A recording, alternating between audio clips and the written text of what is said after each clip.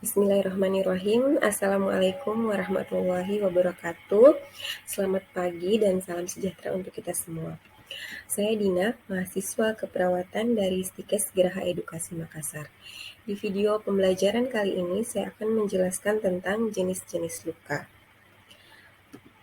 Jadi sebelum kita masuk pada jenis-jenis luka, kita harus ketahui dulu apa itu pengertian luka. Pengertian luka di sini menurut Taylor adalah luka adalah suatu gangguan dari kondisi normal pada kulit. Yang kedua, menurut Cozier, luka adalah kerusakan kontinuitas kulit, mukosa membran, dan tulang atau organ tubuh lain. Masuk pada jenis-jenis luka. Jadi jenis-jenis luka ini dibagi berdasarkan beberapa tingkatan. Yang pertama berdasarkan tingkat kontaminasi. Berdasarkan tingkat kontaminasi, luka terbagi atas 4 jenis. Yang pertama itu luka bersih atau clean wounds. Yang kedua, clean contaminated wounds atau luka bersih terkontaminasi. Yang ketiga, luka terkontaminasi atau contaminated wounds. Dan yang keempat, dirty or infected wounds atau luka kotor atau luka terinfeksi. Yang pertama, clean wounds atau luka bersih itu luka bedah tak terinfeksi yang mana tidak terjadi proses peradangan atau inflamasi. Jadi ini biasanya luka yang dihasilkan selama proses operasi atau pembedahan dan tidak terjadi infeksi. Kemungkinan infeksinya sangat kecil, antara 1-5%. Kemudian yang kedua, luka bersih terkontaminasi merupakan luka pembedahan, luka yang dihasilkan selama proses operasi.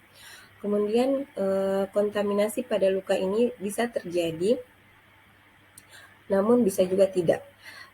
Namun seandainya jika terjadi kontaminasi atau infeksi, itu sistem tubuh masih dapat terkontrol. Jadi kemungkinan terjadi infeksi itu sekitar 3% sampai 11%. Yang ketiga adalah luka terkontaminasi. Ini termasuk luka terbuka, luka akibat kecelakaan dan operasi besar dengan teknik aseptik, kemungkinan infeksi luka 10% sampai 17%. Kemudian yang keempat, dirty or infected wounds. Itu adalah luka kotor atau luka yang terinfeksi karena masuknya mikroorganisme pada luka. Yang kedua, pembagian luka berdasarkan kedalaman dan luasnya luka. Jadi berdasarkan kedalaman dan luasnya luka terbagi atas 4 stadium. Yang pertama itu stadium luka superficial atau non-blanching erythema. Jadi pada stadium 1 ini luka yang terjadi hanya pada lapisan epidermis kulit atau lapisan yang paling luar, lapisan pertama. Kemudian stadium 2 atau luka partial thickness itu adalah hilangnya lapisan kulit pada lapisan epidermis dan bagian atas dari dermis. Jadi pada stadium 2 ini luka sudah sampai pada bagian kedua dari kulit, lapisan kedua dari kulit yaitu dermis, tetapi hanya pada bagian atas. Jadi luka superficial ini bisa kita lihat tandanya seperti adanya abrasi, blister atau lubang yang dangkal. Contohnya blister ini biasanya kita lihat secara kasat mata itu seperti lepuhan kecil pada kulit. Jadi lepuhan itu biasanya berisi cairan, kalau dipecahkan itu biasanya ada cairan.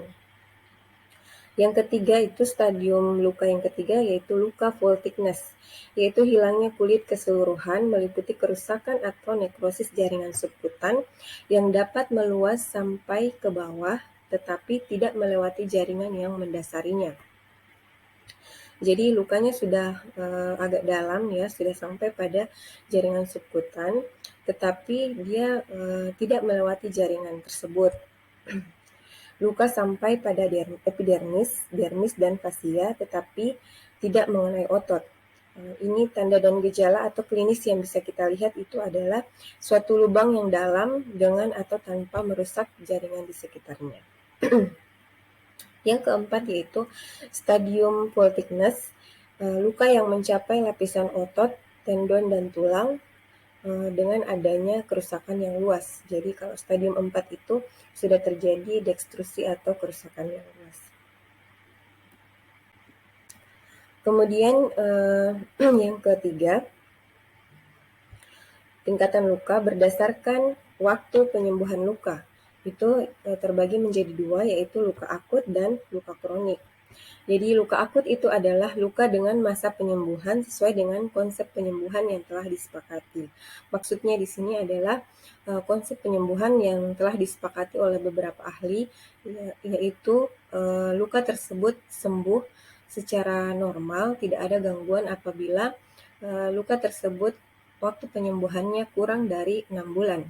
Jadi di sini pada orang normal atau yang sehat, bila terjadi luka, itu waktu penyembuhannya sekitar 2-4 minggu untuk menunggu proses penutupan kulit pada luka.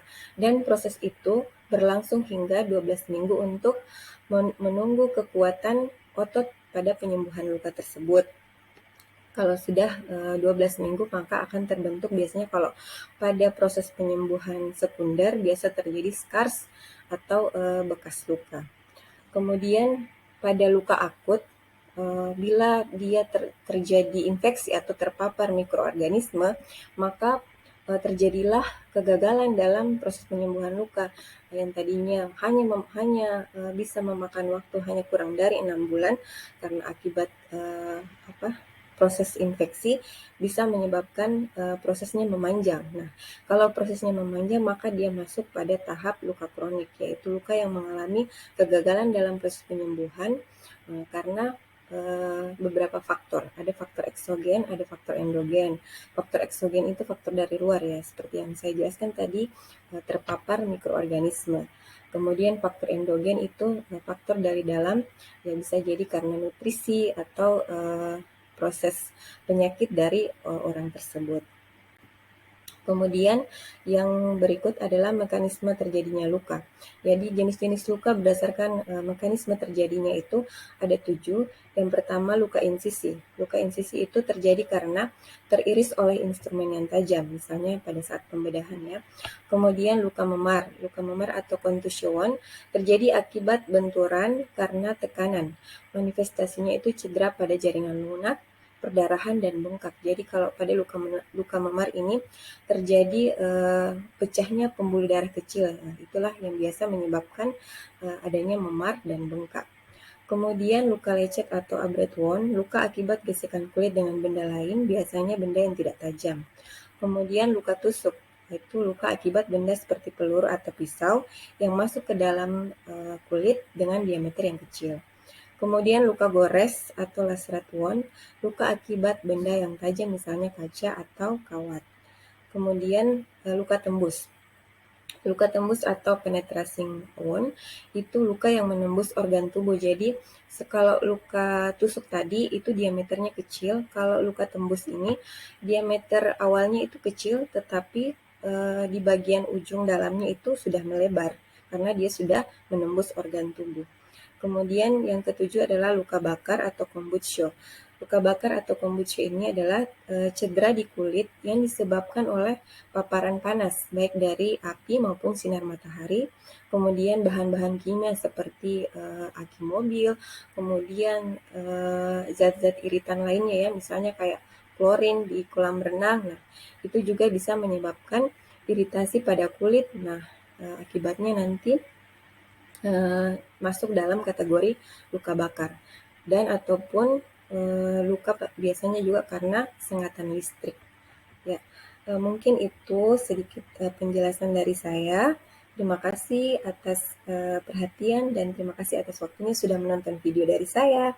Semoga bermanfaat. Assalamualaikum warahmatullahi wabarakatuh.